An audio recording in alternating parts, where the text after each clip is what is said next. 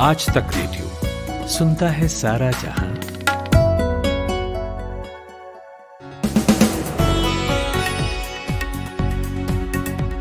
नमस्कार, आज है 24 मार्च, दिन है बुधवार और शाम का डेली न्यूज एनालिसिस पॉडकास्ट हर रोज की तरह लेकर आ गया हूं मैं, अमन गुप्ता। यहां हम दिन भर की कुछ खास खबरों पर ठहर कर बात करते हैं। तो सबसे पहले आज बात करेंगे अमित शाह के दावे पर। दावा जो उन्होंने बंगाल में किया है भारी भरकम सीटें जीतने का। तो अमित शाह ने कहा है कि बंगाल में 200 से ज्यादा सीटों पर बीजेपी जीतेगी। लेकिन ग्राउंड पर मिजाज क्या है, क्या इस दावे में कोई दम है, इसका जायजा लेंगे। और होली आने वाली है, लेकिन दोबारा कोरोना के बढ़ने के चलते कहीं रंगों के त्योहार का रंग फीका तो नहीं पड़ जाएगा। बताएंगे एहतियात बरतने के लिए कहां कहां क्या क्या गाइडलाइंस जारी की गई हैं। साथ ही बताएंगे एनवी रमणा के बारे में, जो देश की सर्वोच्च अदालत यानी सुप्रीम कोर्ट के अगले चीफ जस्टिस हो सकते हैं। और आखिर में बात होगी निकिता तोमर हत्याकांड की, जिस पर आज फास्ट ट्रैक कोर्ट का फैसला आ गया है। लेकिन उससे पहले हेडलाइंस का वक्त है, लेकर आई हैं खुशबू कुमार। सुप्रीम कोर्ट के जज एनवी रमणा देश के अगले चीफ जस्टिस हो सकते हैं। ऐसे बोबड़े अगले महीने रिटायर हो रहे हैं। ऐसे में 1 महीने पहले ही उन्होंने सरकार को जस्टिस रमणा का नाम सुझा दिया है। सुप्रीम कोर्ट ने मुंबई के पूर्व पुलिस कमिश्नर परमबीर सिंह की याचिका को खारिज कर दिया है और बॉम्बे हाई कोर्ट जाने के लिए कहा है। कोर्ट ने मामले को बेहद गंभीर भी बताया है। हरियाणा के फरीदाबाद जिले के बहुचर्चित निकिता तोमर हत्याकांड के 2 आरोपियों तौसीफ और रेहान को फास्ट ट्रैक कोर्ट ने दोषी करार दिया है। वहीं हत्याकांड में इस्तेमाल हथियार उपलब्ध कराने वाले तीसरे आरोपी अजरुद्दीन को बरी कर दिया है। आरोपियों को 26 मार्च को सजा सुनाई जाएगी। उत्तराखंड की हाईकोर्ट ने निर्देश दिया है कि कुंभ में आने वाले सभी लोगों को RT-PCR टेस्ट की नेगेटिव रिपोर्ट दिखाना अनिवार्य होगा। हाईकोर्ट ने मुख्यमंत्री तीरथ सिंह रावत के उस फैसले की निंदा की, जिसमें उन्होंने बिना टेस्ट के ही कुंभ में आने की इजाजत दी थी। बीजेपी नेता किरीट सौम्या ने आज ईडी के अधिकारियों से मिलकर वसूली केस की जांच करने की मांग की है। उन्होंने आरोप लगाया है कि 2020-21 में सचिन वाजे ने हजारों करोड़ रुपए का लेन देन किया। प्रधानमंत्री नरेंद्र मोदी ने पाकिस्तान के नेशनल डे के मौके पर प्रधानमंत्री इमरान खान को बधाई संदेश भेजा। लंबे वक्त से दोनों देशों के बीच चल रहे तनाव के बीच इस कदम को काफी अहम माना जा रहा है। पाकिस्तान ने इस कदम का स्वागत किया है। दुबई के डिप्टी शासक और यूनाइटेड अरब अमीरात के वित्त मंत्री शेख हमदान बिन राशिद अल मखदूम का निधन हो गया। वो 75 वर्ष के थे। वो 1971 में जब UAE की पहली कैबिनेट का गठन हुआ तब से वित्त मंत्री का पद संभाल रहे थे। भारत और अमेरिका के बीच एक बार फिर आंतरिक सुरक्षा डायलॉग शुरू होने वाला है। दोनों मुल्कों ने इसे शुरू करने पर सहमति जताई है। इस डायलॉग के दौरान दोनों मुल्क साइबर सिक्योरिटी, आतंकवाद और चुनौतीपूर्ण टेक्नोलॉजी जैसे कई आंतरिक मुद्दों पर चर्चा करेंगे। और इंग्लैंड के खिलाफ वनडे सीरीज के दूसरे मैच से पहले टीम इंडिया को झटका लगा है। टीम के बल्लेबाज श्रेयस अय्यर कंधे में लगी चोट के कारण सीरीज के बाकी बचे 2 मैचों से बाहर हो गए हैं। पश्चिम बंगाल में चुनाव जीतने को लेकर नेताओं का कॉन्फिडेंस अब सीट जीतने के दावों के रूप में सामने आ रहा है। लेकिन पहले बात जुबानी जंग की कर लेते हैं, जो यहाँ लगातार चल ही रही है। तो आज प्रधानमंत्री नरेंद्र मोदी की पश्चिम बंगाल के कांथी में एक रैली थी, जहां पर उन्होंने ममता बनर्जी के अहंकार को मुद्दा बनाया। उन्होंने कहा कि ममता बनर्जी किसी की सुनती नहीं है। साथ ही ये भी कहा कि 2 मई को पश्चिम बंगाल दीदी को द्वार दिखाएगा। पश्चिम बंगाल यहाँ का बच्चा बच्चा, दीदी यहाँ का बच्चा बच्चा ये आपका समझ गया है। और इसलिए 2 मई को पश्चिम बंगाल दीदी को द्वार दिखाएगा।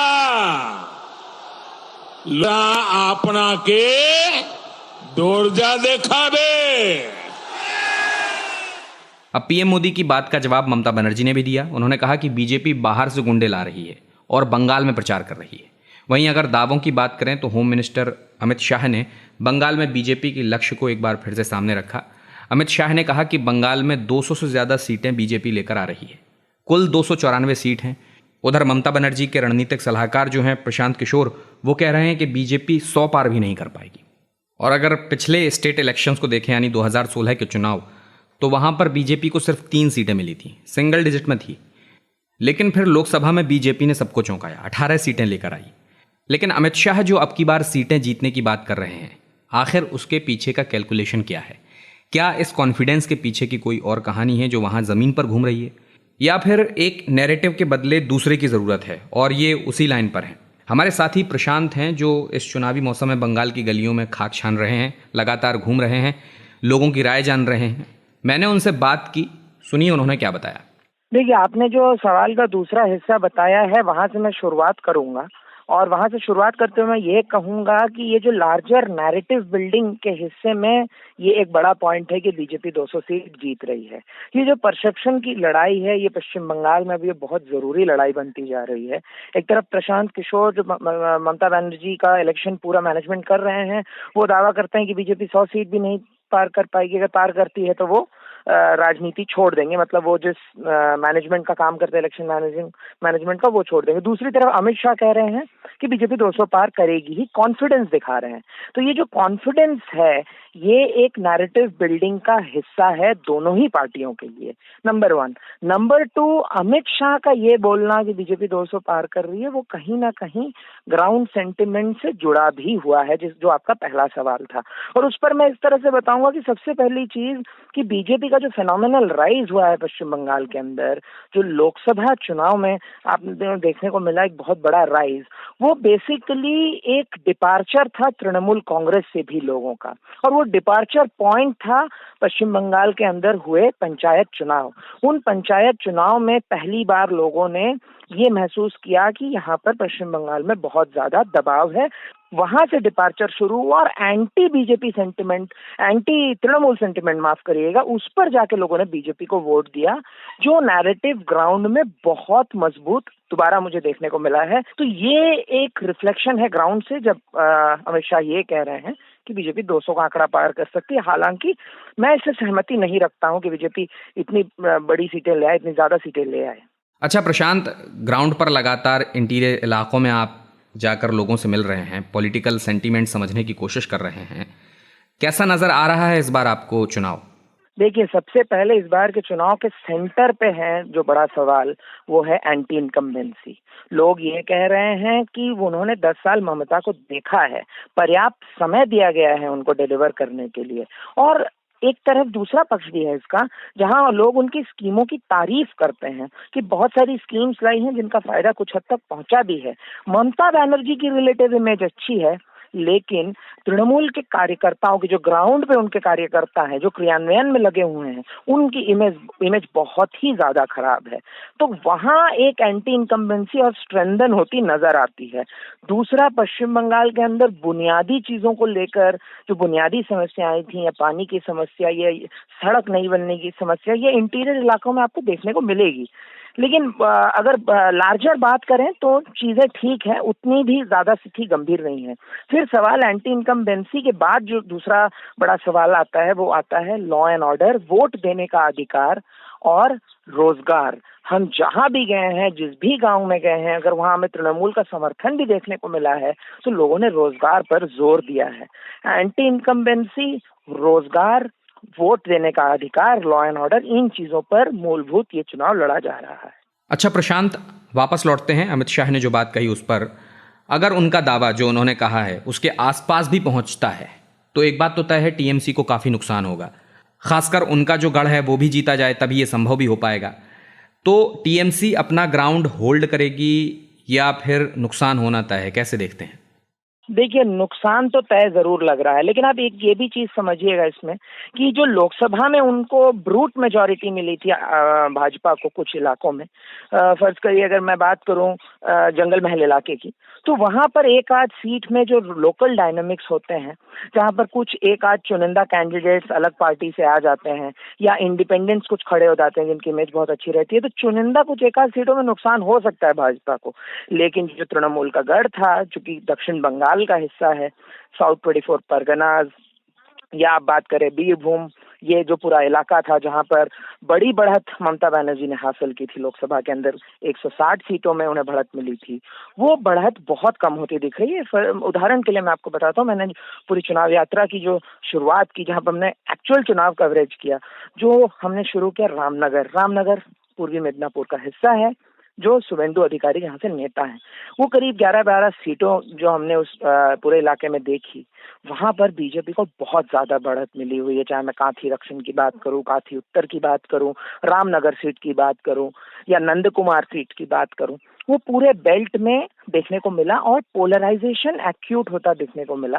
तो ये जो कंसोलिडेशन हुआ है हिंदू वोट्स का फर्दर और मुस्लिम वोट्स का, इससे ममता बनर्जी को एक बहुत बड़ा नुकसान हुआ है। दूसरा, जो कुछ लीडर्स शिफ्ट हुए हैं उससे भी बहुत नुकसान हुआ है। तो ममता को नुकसान होना ये तय है, और यहीं से बीजेपी का कॉन्फिडेंस आता है कि जो साउथ बंगाल था, जहां उनका कोई इनरोड नहीं रहा था लोकसभा में, जिसके बावजूद उन्होंने 18 सीटें जीत ली थी, अब साउथ बंगाल में उन्हें इनरोड्स मिल चुके हैं।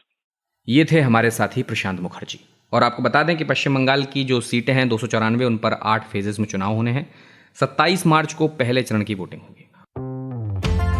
दिन भर की हलचल के बाद जब शाम ढल जाए तो चले आइए आज तक रेडियो पर। खबरों के सबसे अहम पड़ाव तक ले चलेंगे आपको, तसल्ली से बताएंगे कि दिन में हुआ क्या और जो हुआ उसका मतलब आपके लिए क्या था। फील्ड पर रहने वाले रिपोर्टरों की फौज है हमारे पास, एक्सपर्ट्स का जखीरा है, सब होते हैं इस डेली न्यूज एनालिसिस पॉडकास्ट में, जिसका नाम है दिन भर। सोमवार से शुक्रवार हर शाम आज तक रेडियो पर। और अब बढ़ते हैं अगली खबर की ओर। तो होली के रंग में कोरोना ने भंग डाल दिया है। सोचा तो गया था कि वैक्सीन आने के बाद सब ठीक हो जाएगा, लेकिन फिर से अचानक केसेस बढ़ने लगे हैं। 40,000 के पार केसेस आ रहे हैं। पाबंदियों का दौर एक बार फिर से लौट आया है। कई राज्य सरकारों ने एहतियातन कुछ नियम और शर्तें लागू की हैं इस त्यौहार को देखते हुए। हमारे साथी नितिन ठाकुर ने अलग अलग जगह की गाइडलाइंस के बारे में जानकारी जुटाई है, उन्होंने हमें इस बारे में बताया। जी हाँ, देखिए, एक बार फिर से कोरोना ने जोर पकड़ा है और होली का त्यौहार भी सामने है, तो बेहतर समझा गया कि कुछ पाबंदियां लागू की जाएं और लोग उनका पालन करें, जिससे कोरोना कम से कम फैले। दिल्ली की अगर बात करें तो सार्वजनिक स्थानों पर होली का जश्न मनाने पर रोक लगा दी गई है। लोग अब ना तो किसी सार्वजनिक जगह पर और ना ही सोसाइटी या दफ्तरों में होली का जश्न मनाते दिखेंगे। भीड़ भाड़ से बचने के लिए सरकार ने सख्त आदेश जारी किए हैं। सिर्फ होली नहीं बल्कि नवरात्रे, शब बारात में भीड़ जुटाने पर रोक लगा दी गई है। और दिल्ली में ही अब एयरपोर्ट, स्टेशन, बस स्टैंड पर रैंडम टेस्ट होंगे और कोरोना पीड़ितों की पहचान होगी। इसके अलावा दिल्ली की तरह ही कई राज्यों ने सार्वजनिक स्थानों पर होली मनाने पर रोक लगाई है। यूपी, महाराष्ट्र, मध्य प्रदेश ने भी प्राइवेट पब्लिक स्पेस पर होली मनाने से इनकार किया है। अगर आपको अपनी सोसाइटी में होली मनानी है तो पहले प्रशासन से इजाज़त लेनी है। देखिए, कई राज्यों ने सार्वजनिक तौर पर होली मनाने पर रोक लगाई है, लेकिन किसी तरह के ट्रैवल पर पाबंदी नहीं है, यानी आप कहीं पर भी आ जा सकते हैं। लेकिन यूपी जैसे राज्यों ने अपनी यहाँ सख्ती बढ़ाई है और बाहर से आने वाले लोगों की टेस्टिंग पर जोर दिया है। यानी अगर आप दिल्ली से यूपी जा रहे होंगे तो आपको कोरोना का टेस्ट कराना है। इसके अलावा सार्वजनिक स्थानों या अधिक संख्या में होली मनाने पर मनाही है, लेकिन अगर आप अपने परिवार के साथ होली मनाना चाहते हैं तो उसमें कोई रोक टोक नहीं है। सरकार कह रही है कि आप अपने परिजनों के साथ त्यौहार मनाएं, बाहर आने जाने या भीड़ वाले इलाकों में जाने से बचें। और महाराष्ट्र देखिए, महाराष्ट्र में तो खूब कोरोना के केसेस लगातार आ रहे हैं, रिकॉर्ड टूट रहा है। यही कारण है कि महाराष्ट्र सरकार को सख्त फैसले लेने पर मजबूर होना पड़ रहा है। पहले ही कई शहरों में लॉकडाउन है और मुंबई में आप सार्वजनिक स्थानों पर होली नहीं मना सकते। बीएमसी ने आदेश जारी किया है कि पब्लिक हो या प्राइवेट स्पेस इकट्ठे नहीं हो सकते आप, होली का दहन हो या कुछ भी। यूपी सरकार ने गाइडलाइंस जारी की हैं और होली के मौके पर किसी तरह की पार्टी या जुलूस निकालने पर पाबंदी है। किसी भी प्रोग्राम के लिए इजाज़त लेनी पड़ेगी, वरना एक्शन होगा। इतना ही नहीं, नोएडा जैसे बड़े शहरों में सोसाइटी में भी बिना किसी इजाज़त के होली का कार्यक्रम नहीं किया जाएगा। साथ ही जिन राज्यों में कोरोना के मामलों में ज़बरदस्त उछाल आया है, अगर वहाँ से यूपी में एंट्री लेनी है तो कोरोना का टेस्ट कराया जाएगा। पंजाब, यहाँ पर भी खूब नया वेरिएंट जो है कोरोना का वो देखने को मिला है, तो इसलिए होली मिलन समारोह पर पाबंदी है। इसके अलावा टेस्टिंग को बढ़ाया गया है। मंडियों में भीड़ ना हो इसके लिए सामान की सुविधा लोगों को गली मोहल्ले तक पहुंचाई जा रही है। मध्य प्रदेश और गुजरात, इन दोनों राज्यों में कई शहरों में लॉकडाउन है, नाइट कर्फ्यू है और रविवार को मध्य प्रदेश में लॉकडाउन रहेगा ही। ऐसे में होलिका दहन का कार्यक्रम इसी पाबंदी के बीच बनेगा और गुजरात ने सोसाइटी में सीमित संख्या में होलिका दहन को मंजूरी दी है, लेकिन लोगों को कम से कम बाहर निकलने की अपील की गई है। तो ये थे हमारे साथी नितिन ठाकुर। Chief justice एस.ए. बोबडे के रिटायर होने में अब 1 महीने से भी कम का वक्त बचा है। ऐसे में सरकार ने नए चीफ जस्टिस की नियुक्ति की प्रक्रिया शुरू कर दी है और इसी सिलसिले में जो एक रवायत होती है 1 महीने पहले अपने उत्तराधिकारी का नाम देने की, तो सीजेआई ने अपने उत्तराधिकारी के तौर पर सुप्रीम कोर्ट के वरिष्ठ न्यायाधीश एन.वी. रमणा का नाम सौंपा है। पूरा नाम है नुथलापति वेंकट रमणा। तो अब यदि सरकार बोबडे की सिफारिश मान लेती है तो 24 अप्रैल को एन.वी. रमणा 48वें मुख्य न्यायाधीश होंगे भारत के। रमणा पर बीते साल आंध्र प्रदेश के मुख्यमंत्री जगन मोहन रेड्डी ने आरोप लगाए थे कि वे आंध्र प्रदेश हाई कोर्ट की कार्यवाही को प्रभावित करते हैं।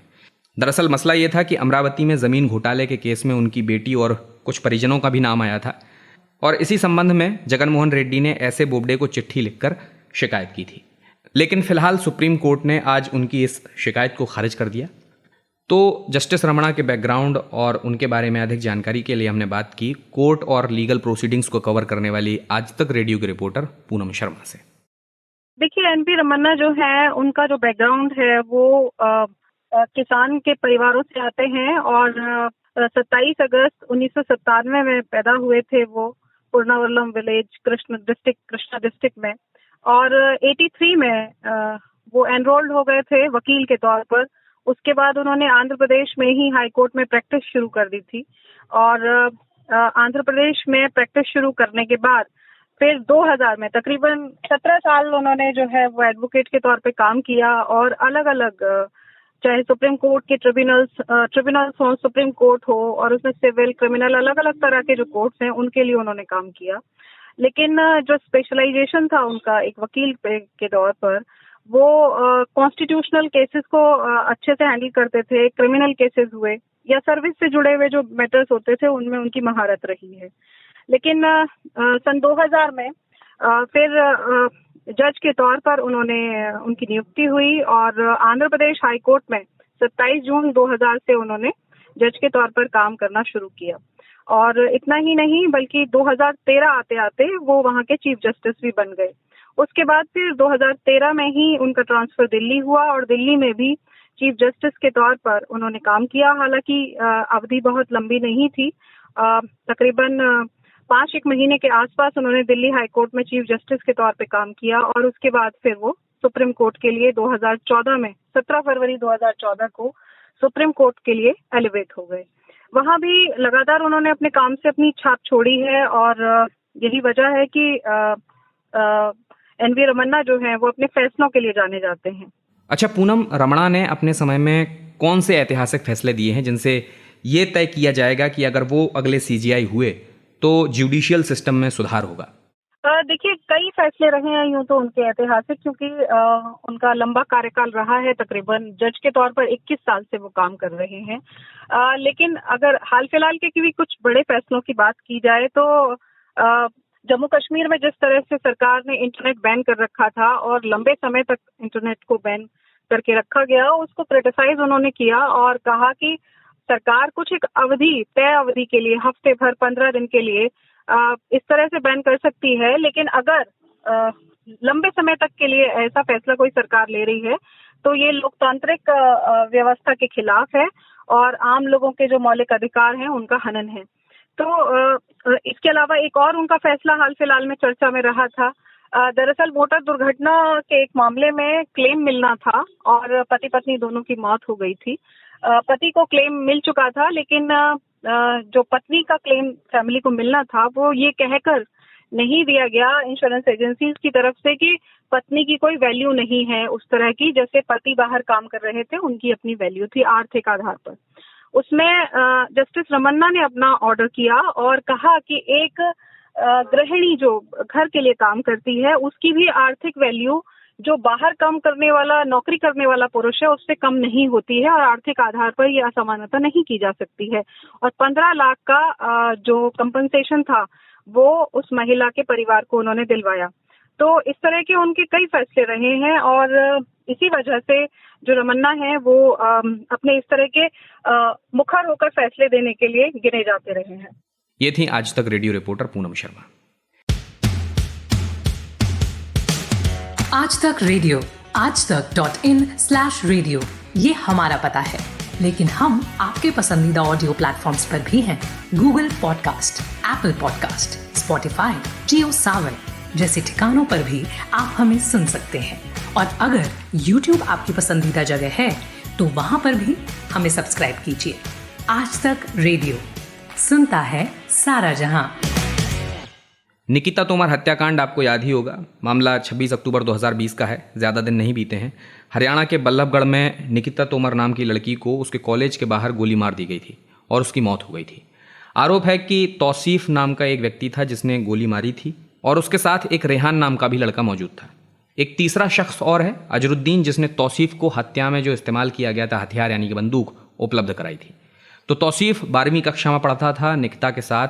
वो निकिता पर लगातार दोस्ती का दबाव बना रहा था। निकिता के परिवार की तरफ से भी ये बताया गया था कि तौसीफ कुछ दिन से लड़की को परेशान कर रहा है, उस पर शादी का दबाव बना रहा है। एक शाम जब निकिता कॉलेज से बाहर निकली तो तौसीफ आया और ज़बरदस्ती उसे गाड़ी में खींचने लगा। जब निकिता नहीं मानी तो उसने गोली मार दी। तो आज इस मामले में फरीदाबाद फास्ट ट्रैक कोर्ट ने फैसला सुना दिया है। हमारे आज तक रेडियो के रिपोर्टर हिमांशु मिश्रा इस मामले पर लगातार नज़र बनाए हुए थे। मैंने उन्हीं से पूछा कि फैसले में कोर्ट ने क्या कहा है। देखिए, फास्ट ट्रैक कोर्ट में ये मामला चल रहा था, फरीदाबाद की फास्ट ट्रैक कोर्ट में, और 30 सुनवाई वहां पर पूरी हो चुकी थी और आज 31वीं तारीख थी। और आज कोर्ट ने हत्या के आरोप में तौसीफ और उसका साथी, जो सीसीटीवी में साथ नजर आ रहा था, जो गाड़ी में मौजूद था और जो बाहर भी निकला था, रेहान, इन दोनों को हत्या की साजिश रचने और दूसरी तमाम धाराओं के तहत दोषी करार दिया है। जबकि एक और आरोपी इस मामले में पुलिस ने गिरफ्तार किया था, जिसका नाम अजरुद्दीन था। उस पर आरोप यह था कि उसने जो अवैध तमंचा जिससे कि तौसीफ ने गोली चलाई थी निकिता तोमर पर, वो तमंचा उसी ने प्रोवाइड कराया था। लेकिन आज जो भी पुलिस की इन्वेस्टिगेशन की तरफ से या कोर्ट में जो भी सबूत पेश किए गए थे वो शायद काफी नहीं थे। इसी वजह से पुलिस ने अजरुद्दीन को बरी कर दिया। अच्छा हिमांशु, ये भी बताइए कि पुलिस ने अदालत के सामने इस पूरे मामले के क्या क्या सबूत रखे थे। देखिए, ये मामला 26 अक्टूबर का ये मामला है, जब निकिता तोमर को अपने कॉलेज से बाहर निकली ही थी। शाम करीब 4 बजे का वो वक्त था जब पहले से ही वहां पर तौसीफ कार में अपने साथी रेहान के साथ वहां मौजूद था। और ये कहा गया कि उसने सबसे पहले जो सीसीटीवी में नजर आ रहा था, अपने साथ निकिता को ले जाने की कोशिश की। जबरन वो गाड़ी में बिठाने की कोशिश करता हुआ दिख रहा था, यानी अपहरण की कोशिश। और ये धारा 366 भी इसीलिए लगाई गई है। लेकिन जब निकिता उसके साथ नहीं गई, उसने खुद को बचाने की पूरी कोशिश की। इस दौरान फिर तौसीफ ने अचानक से तमंचा निकाला और बेहद करीब से निकिता को गोली मार दी, जिससे बाद में निकिता की मौत हो गई। तो इस मामले में सबसे जो अहम गवाह था, सबूत था, वो था सीसीटीवी फुटेज। इसके अलावा जो अभियोजन पक्ष है उसकी तरफ से 55 गवाह भी पेश किए गए थे इस पूरी सुनवाई के दौरान, जबकि बचाव पक्ष की तरफ से 2 गवाह पेश किए गए थे। तो ये मामला 6 नवंबर को, 26 अक्टूबर का ये मामला है। 11 दिनों के अंदर ही पुलिस ने चार्जशीट दाखिल कर दी थी, 6 नवंबर को पहली। इसके बाद फरवरी महीने में पुलिस ने इसमें एक और सप्लीमेंट्री चार्जशीट दाखिल की और अब इस पे आज कोर्ट ने आरोपियों को दोषी ठहराया है। अब 26 तारीख यानी शुक्रवार को कोर्ट सजा सुनाएगी। तो ये थे आज तक रेडियो के रिपोर्टर हिमांशु मिश्रा। तो दिन भर में आज खबरों का सिलसिला यहीं समाप्त करते हैं। कल फिर आपसे इसी वक्त मुलाकात होगी। इस न्यूज़ पॉडकास्ट को लेकर आपका अगर कोई सुझाव है, कोई शिकायत है, तो आप हमें radio@aajtak.com पर ईमेल कर सकते हैं। आप अपना कीमती फीडबैक हमें सोशल मीडिया पर भी दे सकते हैं। फेसबुक, ट्विटर, इंस्टाग्राम, यूट्यूब और हम टेलीग्राम पर हैं। यहाँ पर आप हमसे जुड़िए भी, क्योंकि जुड़ेंगे तो आपको हर प्रोग्राम का अपडेट समय से मिलता रहेगा। अमन गुप्ता के साथ थे आप। इस प्रोग्राम की साउंड मिक्सिंग की है हमारे साउंड के साथी कपिल देव सिंह ने। अब इजाजत चाहेंगे। नमस्कार।